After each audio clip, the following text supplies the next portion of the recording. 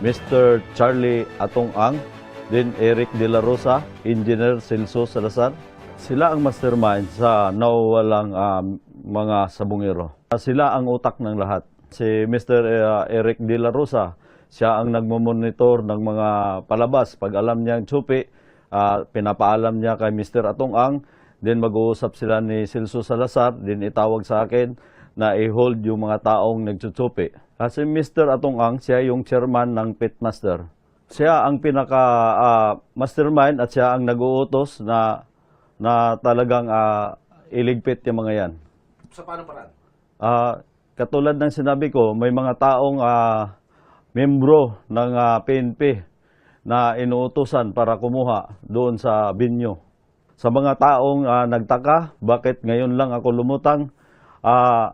Ngayon, lumutang ako dahil alam ko ang pinagkatiwalaan kong tao na ang ating PNP chief na si General Torre.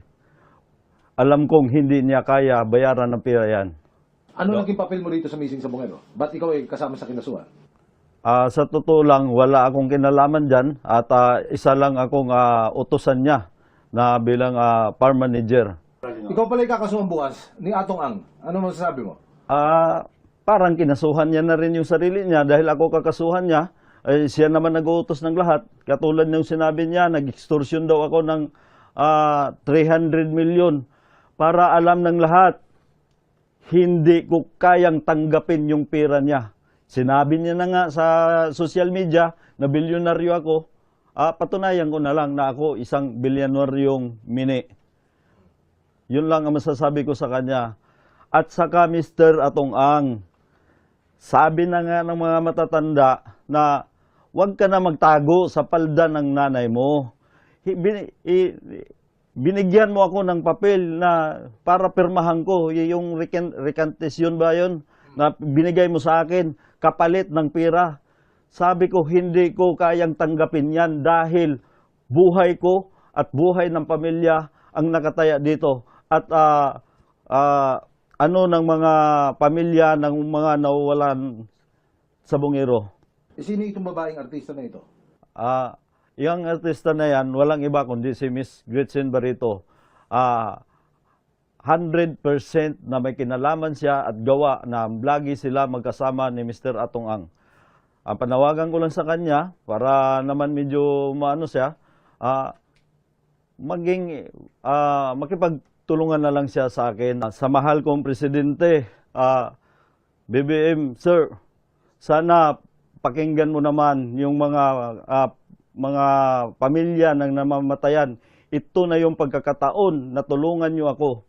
Dahil lahat ng sinasabi ko dito, walang kasinungalingan at walang pirang kapalit dito. Pinasinungalingan ng kampo ni Charlie Atong ang mga akusasyon ni Julie Dondon Patidongan o alias Totoy na nag-ugnay kay Ang sa kaso ng mga nawawalang sabungero. Well, hindi ako pareho ng Channel 7 na hindi binabalanse lahat. Ang gusto ko lang balansehin niyo muna bago kayo maglaba. Ako, pakinggan niyo lang side ko. Ngayon, i-analyze niyo ngayon doon sa side na sinasabi ni Dondon.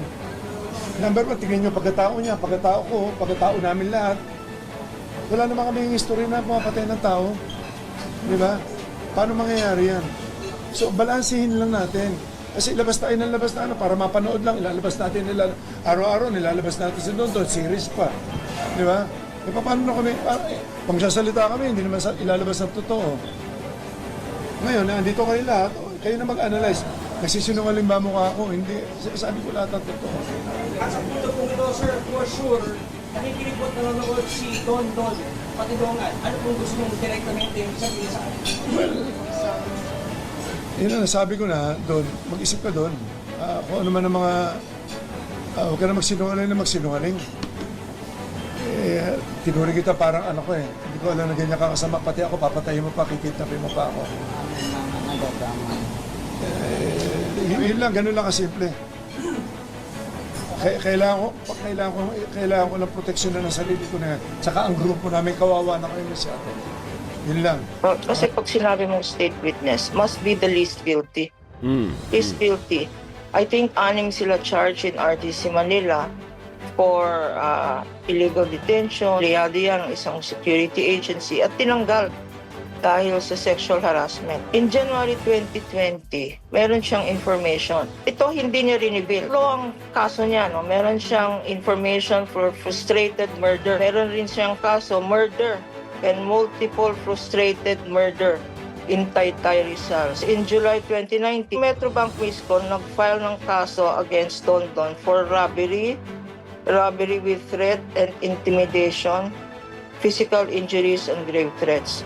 So yun ang state witness. Based dun sa sinabi ng whistleblower, wala siyang nakitang ginawa o wala siyang nakitang sinabi ni Ms. Gretchen Barreto. His allegations against Ms. Barreto is based on a suspicion, speculation. Pinabulaanan ng kampo ni Barreto ang mga alegasyong ito. How soon daw po ma-file ng formal case si Atong at si Gretchen Barreto given na napangalanan na po sila sa Sooner than later. It will happen.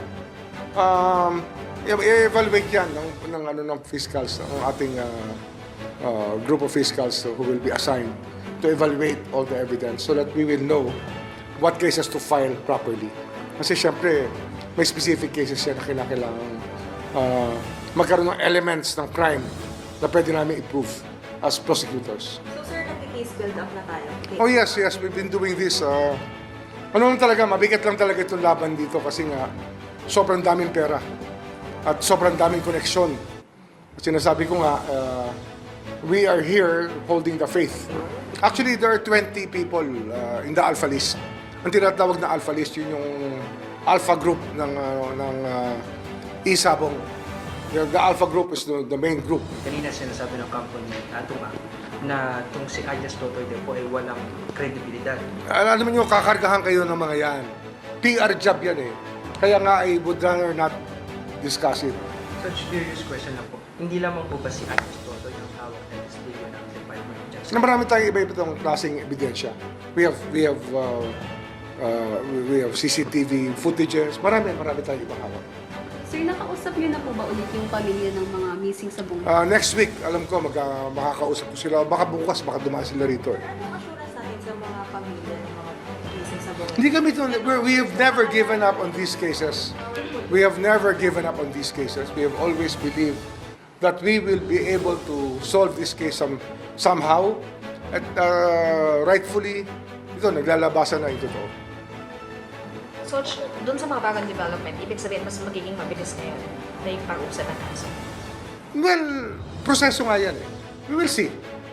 But Are you trying to say na hindi maaapektuhan ng DOJ ng mga statements, public statements ni Atong Ang at ni Alias? No, it will not affect us anymore. Very powerful yung mga tao sa likod. Pero we never lost the faith. Kasi nga, sinasabi ko naman lagi, it's all a process. It does not happen overnight. We just have to keep on going to work every day and let nature take its course. And of course, let the people who work hard at what they do give us the reports that we need. And especially this one, nung tinake up namin to ni General Torre 2 months ago. Thankfully, andyan ang Coast Guard tsaka ang Navy who have volunteered and are just waiting for things to unravel so that they can conduct the technical dives. Pag sinabi mong technical dive is because this is not a leisure dive. This is a very specific... So sir, nag-case build up na tayo? Oh yes, we've been doing this. Mabigat lang talaga itong laban dito kasi nga sobrang daming pera at sobrang daming koneksyon.